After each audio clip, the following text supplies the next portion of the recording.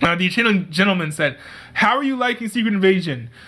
Ooh, that's a tough one. That's a tough one because see, here's the thing: Secret Invasion seems to be a good show.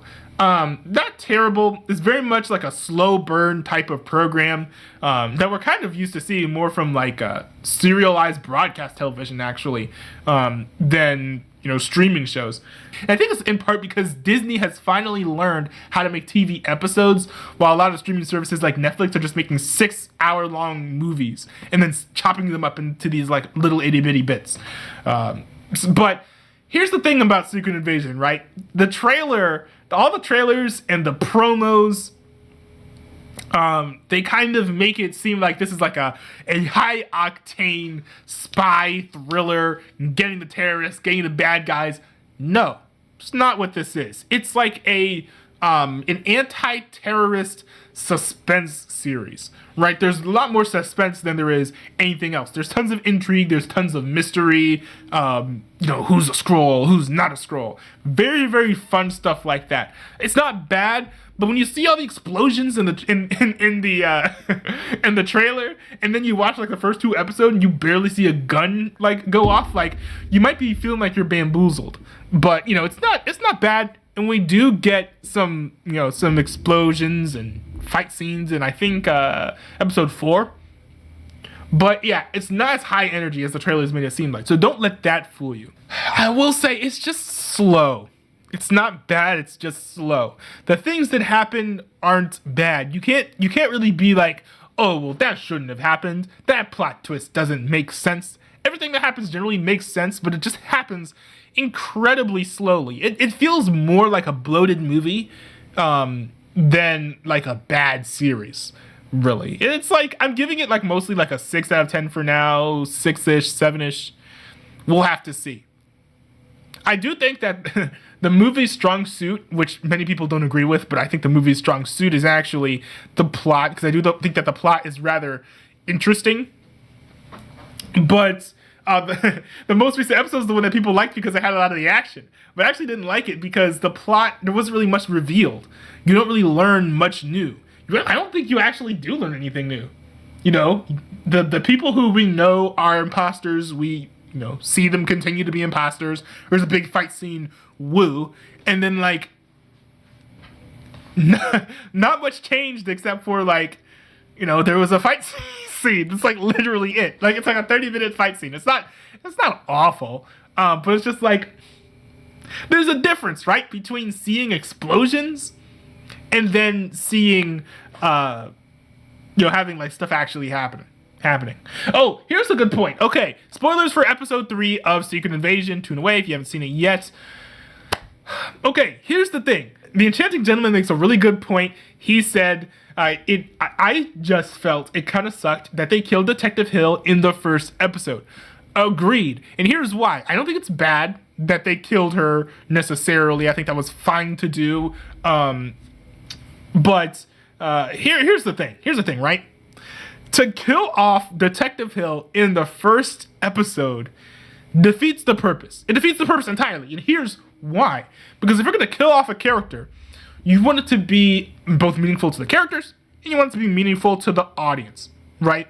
You want to have some sort of emotional investment in the character before you just go and kill this person off. Now, we do have the emotional connection with, Nick Fury, right? It's sort of the motivation for him to actually do stuff while he's on Earth versus being like, why did y'all call me? I was on vacation in Tahiti. It wasn't bad that Detective Hill was in there, like, and it wasn't bad that she got killed. But the problem is that this is a character we haven't seen in like several films. For her to just show up in this movie, it's nice. It's like, we get to see more Agent Hill, like, so we get to get an idea of what she's like as a person, how she like moves about in her secret agentness. We get to see Agent Hill do some cool stuff, but we don't really get to see much of who she is. By the end of the episode that she's in, we know that she's not happy with Nick Fury being in space and that she's been doing stuff on Earth, but we don't actually see much of her in action. We just see her complaining to Nick Fury. And for her to get killed, it's like, we're supposed to feel an emotional investment for the death of a character that we don't even really know, right? we saw more of Agent Hill in this in this episode than we've seen her in the entire MCU so far. We know as much about her as we did back then, and then she's killed unceremoniously, right? And here's the thing I'm salty about, right? And this is why in the description, the little text down here says season 1 episode 3 spoilers. Is because the death of Gaia in this season was great.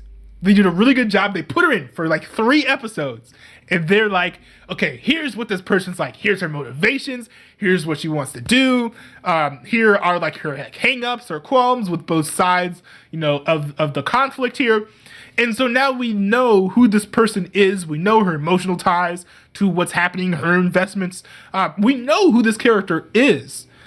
And then they go and kill her, right? So we know more about who Gaia is than who Agent Hill is. Another thing too is that like it's a lot more unexpected to kill someone in the middle of something than at the end. You know, Game of Thrones kind of started a new trope of in the series of killing major characters towards the beginning and towards the end of the seasons. And so people after the first or second season, I think they started to realize, oh yeah, they're going to be major character deaths in the end of the season. I'm just ready for that now. This kind of bucks that trend, right? It's no longer shocking to kill off a main character in the first episode of a show, and it's no longer shocking to kill off a main character in the last few moments of the most recent season. The Enchanted Gentleman said, "No, oh, you haven't seen the 4th episode." No, I've seen the 4th episode, but what I'm talking about here are just spoilers for the 3rd episode. Wait, what do you mean I haven't seen the 4th episode? I literally seen the 4th episode. That's the one where there was like a bunch of explosions and stuff. I was talking about how like the fight scenes there were cool. I know that Gaia is still alive, but I'm just saying that it's a greater narrative choice to kill her off in episode 3 because we have an emotional tie to her. How is it that I felt more seeing Gaia die, a character that we didn't know about until like last month, versus Agent Hill, which is a character we've known about since like 2012? Why is that? Why is that? It's a bad strategic choice to kill off that character in a moment where we don't really know much about her, and we've given no reason to be emotionally attached to this iteration of the character. Yes, I know Gaia brought back. I'm just saying that it was a really good choice to kill her off because narratively, emotionally, as a viewer, it works in ways that killing Agent Hill doesn't work. And it doesn't even undercut the fact that she dies either. The fact that she comes back to life in the 4th episode. Because I think it still works. Because I don't think that she knew that the extremists would bring her back to life. I think she was still risking that. Because she doesn't really know the ins and outs of all the extremist technology. Why would she?